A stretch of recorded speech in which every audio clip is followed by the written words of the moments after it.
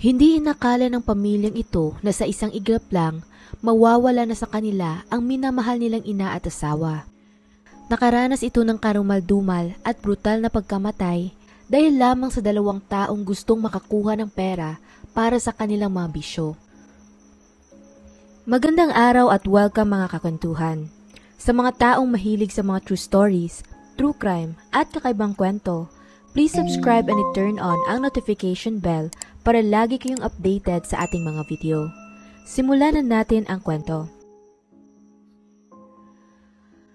Ang East York ay isang syudad na matatagpuan sa bansang Canada na nakabuo na ng sarili nitong pangalan at ekonomiya sa pagdaan ng mga taon. Dahil sa malapit din ito sa Toronto, maraming pamilya ang nahihikayat na manirahan dito gawa nga ng tahimik nilang komunidad. Para sa karamihan, ang East York ay nagbibigay ng mas abot-kayang alternatibo kumpara sa paninirahan sa mas malalaking syudad, kaya ikinukonsidera ito ng marami bilang isang perpektong komunidad upang magsimula ng pamilya. Isa din iyon sa mga dahilan kung bakit dito piniling manirahan ng mag-asawang sina Roderick Estrada at Gerald Aquinti. Sila ay parehong Pilipino na nagpasyang magtrabaho at manirahan sa Canada noong mga early 2000s. Ayon kay Gerald, unang nagtagpo ang kanilang landas ni Roderick noong ito ay nasa kolehiyo pa lamang at nag-aaral ng nursing. Di tumagal, silang dalawa ay naging magkaibigan online hanggang sa kalaunan, madalas na silang lumalabas para magkape. Habang lumalalim pa ang pagkakakilala nila sa isa't isa, mas lalo pang nahulog ang loob ni Gerald sa kanya. Ang iilan sa mga bagay na nagustuhan niya di umano dito ay alam ni Roderick ang gusto niyang gawin sa buhay. May mga plano ito at higit sa lahat, gusto niya rin ang kanyang matatag at determinadong personalidad. Pagkatapos ng ilang taong pagiging magkasintahan, nagpropose ito sa bakuran ng kalaunay naging unang bahay nila at pagkalipas lang ng ilang buwan, nagpakasal na ang dalawa. Pag-alaala pa niya, ang espesyal na araw na iyon ay punong-puno ng kasiyahan dahil nandoon din sa pagdiriwang ang kanilang pinakamalapit na mga kaibigan at pamilya. Pakiramdam lang daw nila nun, waribay sila'y parang nasa ulap dahil sa saya. Para sa kanya, si Roderick ay ang kanyang matalik na kaibigan, minamahal na asawa, ang kanyang ilaw sa mga madilim na yugto ng kanyang buhay at siyang nagbibigay ng direksyon sa kanya kapag ito ay nawawala. Sa loob ng lagpas 10 taon nilang pagsasama, sila ay biniyayaan ng 3 anak at wala na silang halos mahihiling pa. May maayos na trabaho nun sa St. Joseph's Hospital si Roderick, habang si Gerald naman ay nagpapatakbo ng sarili niyang restaurant. Dahil doon, naging masagana ang kanilang pamumuhay at naibibigay din nila ang lahat ng mga pangangailangan ng kanilang mga anak. Gayunpaman, sa kabila ng halos perpekto na nilang buhay, hindi nila inasahan na may darating pa palang isang malaking trahedya na wawasak sa masaya nilang pamilya. May 25, 2018, araw ng Biyernes, nagsimula ang kanilang araw kagaya ng karaniwan. Maagang gumising si Roderick noon para magtrabaho, habang si Gerald naman ang tumulong sa paghahanda sa mga bata sa pagpasok nila sa paaralan. Pagsapit ng hapon, siya rin ang nagsundo sa mga ito mula sa eskwelahan at pagkatapos magpahinga ng kaunti sa bahay, hinatid niya naman sila sa kanilang piano lesson bago siya dumiretso na sa restaurant. Nang gabing iyon, imbitado si Gerald sa grand opening ng restaurant ng isa sa kanilang mga kamag-anak dahil isa siya sa nag-a-assist sa kanila sa pagtayo ng negosyo. Kaya mga bandang 9:00 ng gabi, lumabas na ito sa restaurant para dumiretso naman sa party na gaganapin sa kalapit lang din namang syudad. Nang mga oras na iyon, tumawag pa di umano siya sa kanyang asawa para ipaalam dito na papunta na siya sa party. Sumagot naman daw si Roderick na tinatapos pa nito ang kanyang labahin habang nanonood ng K-drama. Bago niya ibinaba ang tawag, sinabihan niya din ito na baka gagabi hindi umano siya sa pag-uwi, kaya pinaalalahanan niya ang asawa na ilak ng mabuti ang bahay. Sa harapang pintuan ng kanilang apartment, maliban sa deadbolt, may isa pa itong latch na maaari lamang buksan mula sa loob. Ang ibig sabihin nito, sa tuwing siya ay gagabihin sa pag-uwi, kinakailangan pa niyang tawagan ng kanyang asawa upang mabuksan nito ang pinto para sa kanya. Kaya kahit papano, masasabi mo din naman na secure ang kanilang bahay. Pagkababa ng tawag, si Gerald ay nagpatuloy na sa dinaluhan niyang event habang kasama naman ni Roderick ang 3 nilang anak na babae sa bahay. Pagkalipas lang ng ilang minuto, mga bandang 9:30 ng gabi, pinaakyat niya na ang 3 mga bata sa kanilang kwarto para matulog habang siya naman ay sumunod na din pagkatapos niyang magligpit sa baba. Gayunpaman, lingid sa kanilang kaalaman, sa tahimik palang gabing iyon, may nagbabadyang isang kapahamakan. Mga bandang 2:00 ng madaling araw, 5 oras pagkatapos ng huli nilang pag-uusap, kakarating lang ni Gerald noon sa kanilang bahay mula sa dinaluhan nitong family event. Subalit pagkaparada niya ng sasakyan sa garahe, agad niyang napansin na may kakaiba. Bukas ang lahat ng ilaw sa loob, pati na ang ilaw sa basement, sa sala at kusina na hindi naman nila karaniwang iniiwang naka-on.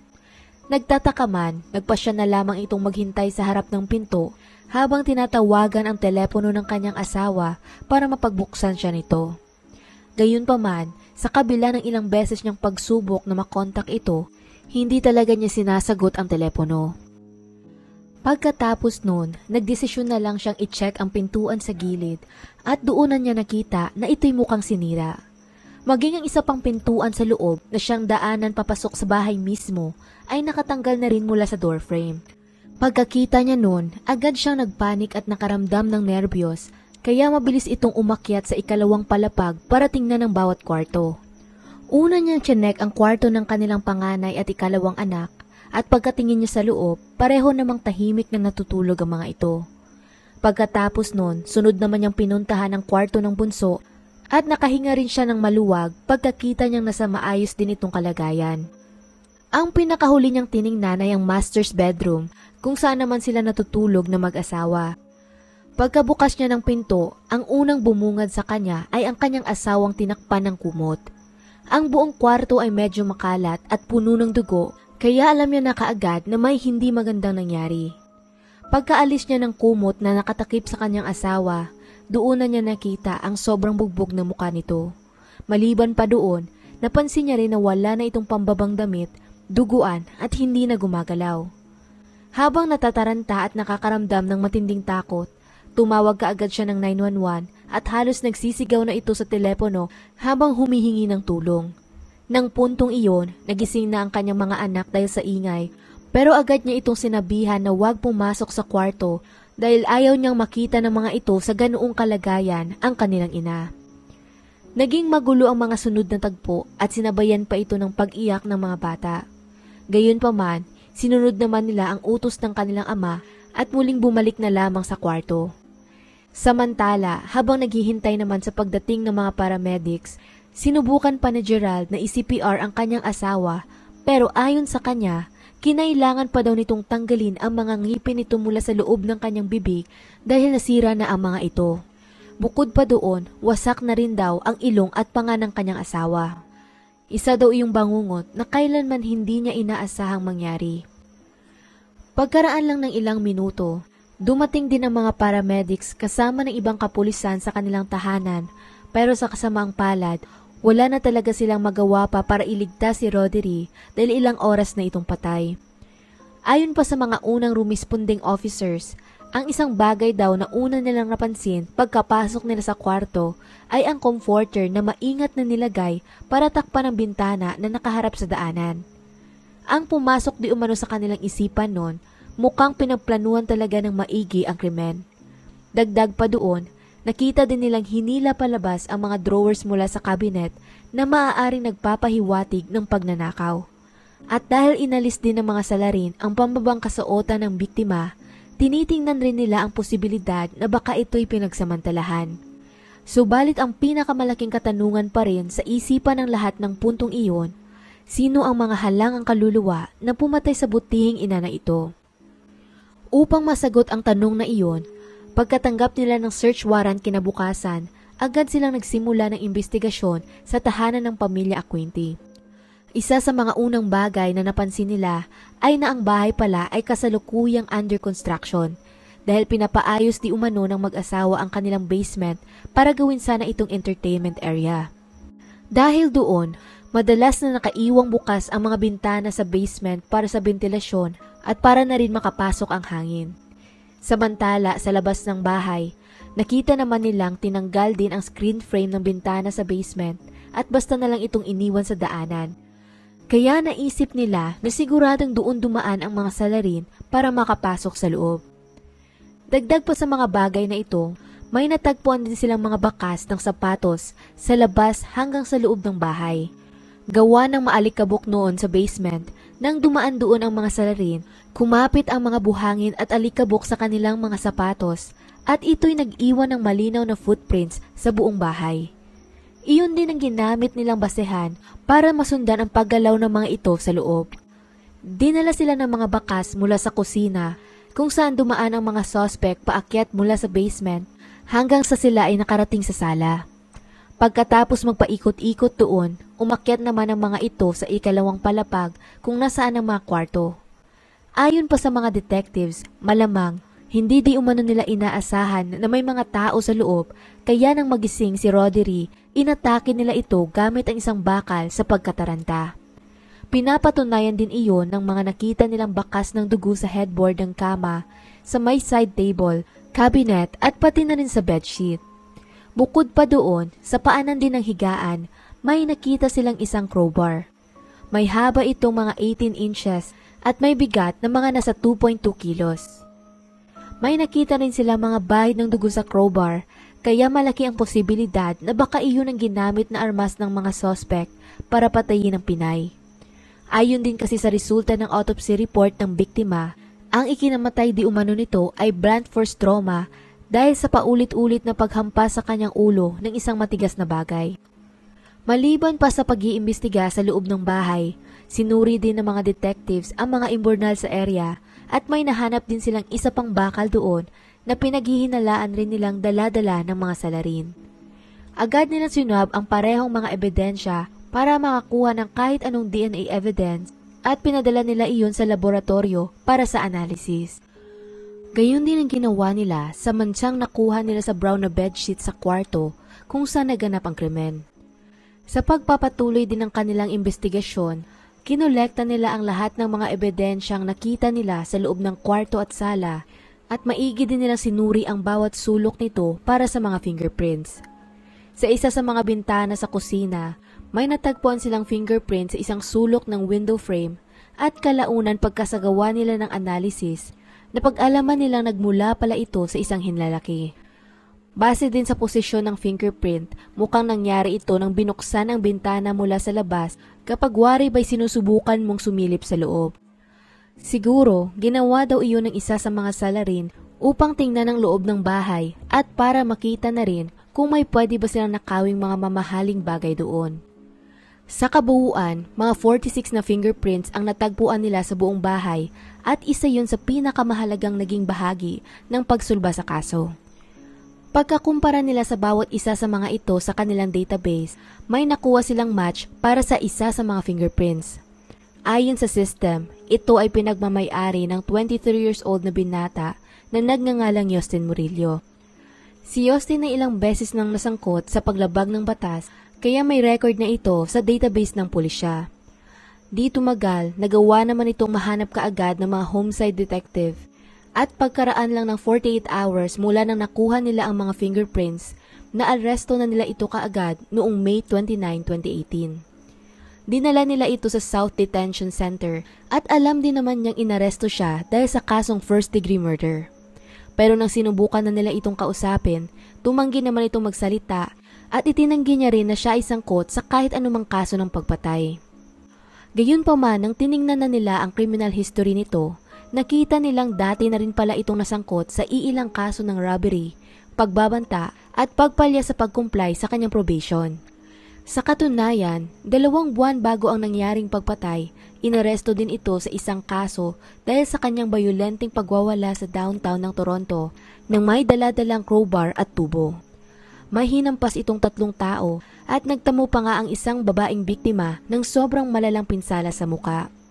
Subalit 2 araw lang pagkatapos niyang maaresto, pinalaya din ito ng mga otoridad pagkatapos niyang makapagpiyansa sa halagang $500 lamang o mga 20,800 pesos.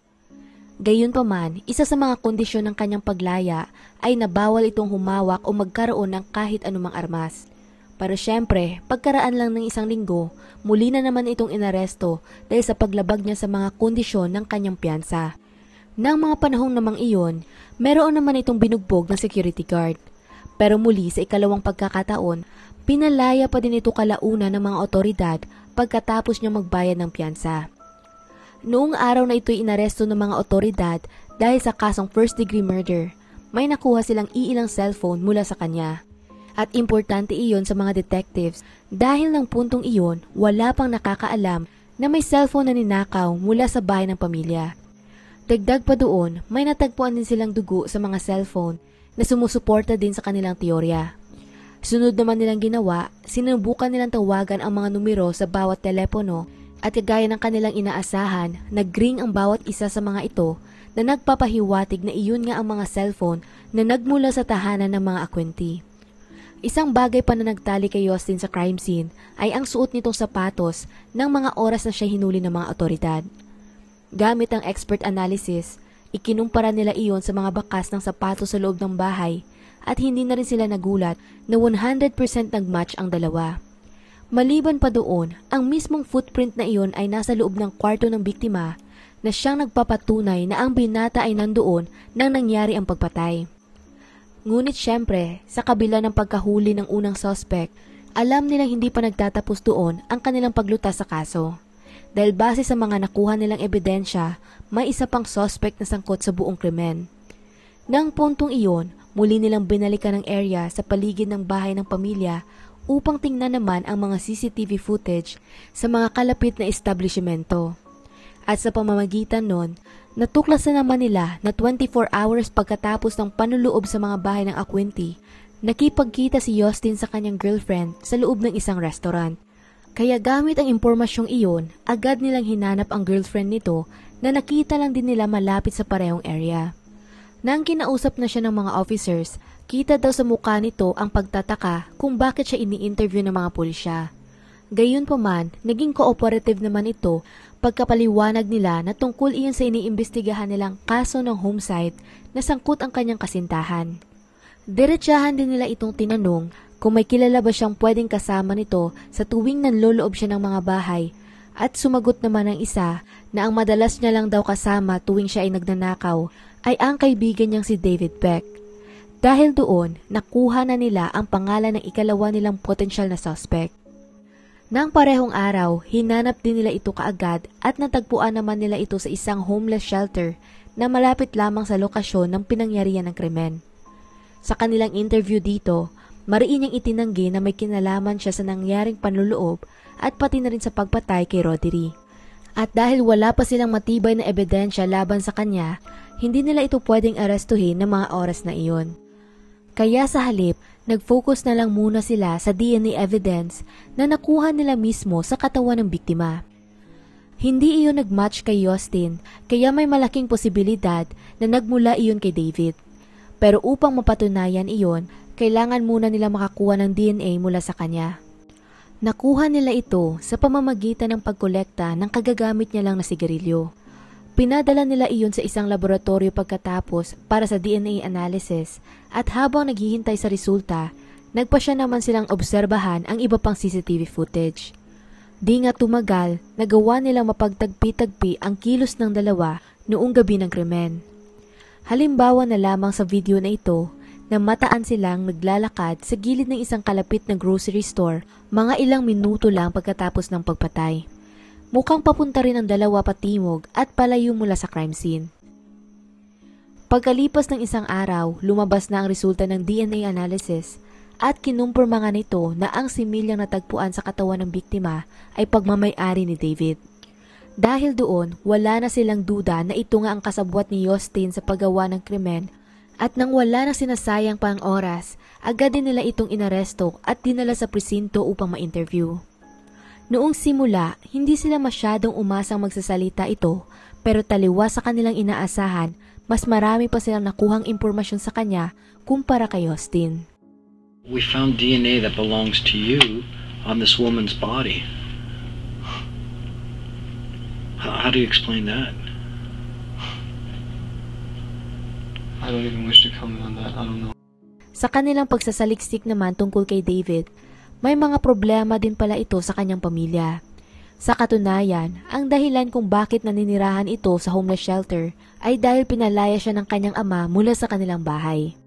Doonan niya nakilala si Justin at mula din noon, nalulung na ito sa iba't ibang bisyo kagaya ng droga at alak.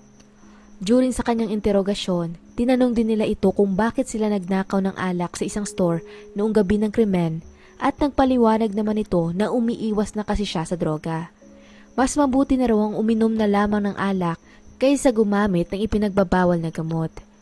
Di tumagal, kusa na lang din itong nagsalita tungkol sa krimen at ayon sa kanya, sumunod lang daw talaga siya kay Justin pero hindi naman niya alam na manluloob pala ito sa isang bahay.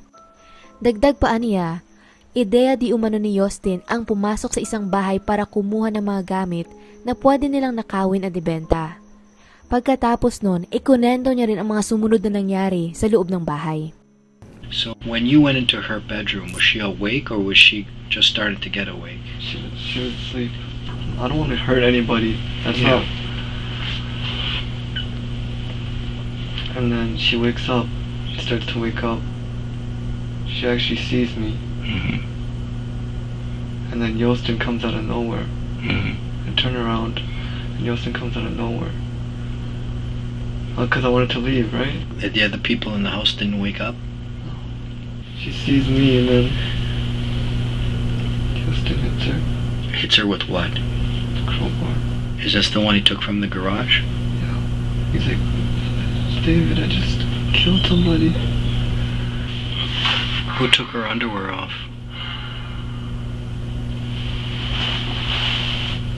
I don't know. You don't remember who took her underwear off? Probably was me. Did either one of you try to have sex with her? Maybe I might have. You did? Yes. Okay. But I didn't kill her. Dagdag pa sa kanyang salaysay, pagkatapos di umunong hampasin ni Justin ang biktima ng crowbar, may narinig siyang parang tunog ng bula na nagmula sa bibig nito. Taong 2021, 3 taon pagkatapos ng pagpatay sa Pinay, nagsimula din ang paglilitis laban kina Justin Murillo at David Peck. Sa korte, nagsalita din sa wakas si Justin upang sabihin naman ang kanyang bersyon ng mga pangyayari. Ayon dito, noong pumasok sila sa bahay, talagang naniniwala daw sila na walang tao sa loob. Bukod pa doon, nakapatay din daw ang lahat ng ilaw at ang bahay ay mukhang inaayos din. Dahil dito, pumasok sila sa bintana ng basement kung saan sila dumaan para makaakyat sa loob. Naghanap sila ng mga mahahalagang bagay kaya ninakaw nila ang isang laptop at pitaka mula sa sala, pati na rin ang mga cellphone na mula naman sa kwarto kung saan natutulog ang mga bata. Pagkatapos nun, pumunta na sila sa master's bedroom kung saan naman natutulog si Roderick. Habang dandoon naman, ninakaw din nila ang isa pang iPhone at isang garapon na may lamang konting pera. Di tumagal, bigla na lang daw niyang narinig na nagising ang Pinay dahilan para bigla siyang mataranta. Gawa nun, bigla na lang daw niya itong hinampas ng crowbar na ninakaw niya din mula sa garahe kanina. Hinampas niya ito ng higit sa 3 beses at pagkatapos nun, nagsimula daw itong gumawa ng mga ingay. Dahil doon, pinalo pa niya itong muli hanggang sa tuluyan na itong tumahimik. Pagkapatay niya kay Roderick, gulat na gulat daw ito dahil sa kanyang ginawa, kaya agad niyang sinabihan si David na kailangan na nilang makaalis doon. Nauna siyang lumabas ng silid at nang makababa na siya ng ilang pinto, naalala niya naman na may naiwan siyang pry bar sa loob. At upang maiwasang mag-iwan ng kahit anong ebidensya, nagpa siya itong muling bumalik sa loob ng bahay at doon naman niya nakasalubong si David, hawak-hawak ang kanyang bisikleta. Tinanong niya daw ito kung ano ang ginagawa niya, ngunit hindi naman siya nito pinansin. Dahil doon, dumiretso na lamang siya sa kwarto. Pagkapasok niya sa loob, doon na daw niya nakita ang katawan ng Pinay na wala ng suot na pambabang damit. Sa kanyang pag-alaala, wala naman di umano ito sa ganoong kalagayan noong una niya itong iniwan. Pagkaalis nila sa pinangyarihan ng krimen, pumunta daw silang dalawa sa isang coffee shop at nagsimulang uminom ng mas marami pang alak. Tinanong niya si David kung bakit nakahubad ang babae at doon na nito inamin na sinubukan niyang makipagtalik sa kanya. Pagkatapos ng kanyang salaysay, sunod ding nagsalita si David sa korte. Nanindigan naman ito na hindi siya sangkot sa pagpatay, pero inamin naman niyang sinubukan niyang pagsamantalahan ng biktima nang wala na itong buhay. Sa panahon ng paglilitis, ang depensa ay nagpaliwanag na ang dalawang binata daw ay masyadong lulong sa meth, cocaine at alak upang magkaroon ng estado ng pag-iisip na kayang bumuo ng planong pumatay. Dahil doon, pareho silang nag-plead ng not guilty para sa kasong murder. Samantala, pinagsawalang katotohanan naman ng prosekusyon ang pahayag na ito at ayon naman sa kanila, nang matagpuan daw ng dalawa ang biktima, nagpasya daw talaga silang patayin at pagsamantalahan ito. At nang wala man lang kaawa-awa, paulit-ulit nila itong hinampa sa ulo na siyang ikinamatay ni Roderick. Sa huli, pagkatapos ng mahabang paglilitis, ang dalawa ay napatunayang guilty sa kaso ng sexual assault at first-degree murder. Nakatanggap din sila ng sentensyang habang buhay na pagkakakulong nang walang pagkakataong makatanggap ng parol sa loob ng 25 years. Pagkatapos ng trial, nagpahayag naman si Gerald ng kanyang damdamin sa mga pumatay sa kanyang asawa. Bagamat siya daw ay natutuwa na sila'y napatunayang nagkasala, sa palagay niya dapat masigit pa doon ang natanggap nilang parusa. Ayon pa sa kanya, kung nandoon lamang sila upang magnakaw, marami namang mga bagay sa sala na pwede nilang nakawin at ibenta. Pero sana, nung nakita nilang may tao sa taas, umalis na lamang sila. Dahil hindi naman talaga nila kailangang patayin at pagsamantalahan ang kanyang asawa. Sa pagkamatay ni Roderick, maraming tao ang nalungkot at nagluksa dahil sa kanyang maagang pagkawala. Isa itong mabuting tao na palagi di umano nilang maalala dahil sa kanyang busilak na kalooban at magagandang mga ngiti. Malaki din ang naging tulong nito sa kanyang mga pasyente at sa hospital na kanyang pinagtatrabahuan, kaya bilang pag-alaala sa kanya, naglagay sila ng isang plakang may larawan at pangalan nito sa loob mismo ng hospital. Para naman sa kanyang pamilya, hanggang ngayon, ipinagdiriwang pa din daw nila ang kaarawan nito taon-taon at pati na din ang bawat Mother's Day. Pagbabahagi pa ng kanyang panganay na anak, isa daw talaga itong kahanga-hangang ina na talagang naglalaan ng oras sa kanila para makipagbanding. Para sa kanila, gusto nila itong maalala ng mga tao bilang isang nurse na tumutulong sa pagsagip sa buhay ng mga tao at isang matatag at mapagmahal na ina. Sa kasalukuyan, nagpasya ang kanyang pangalawang anak na babae na mag-aral ng medisina para sundan ang yapak ni Roderick sa healthcare industry, habang ang panganay naman nilang si Jasmine ay nagdesisyong maging abogado at nakatuon ito sa pag-aaral ng criminal law.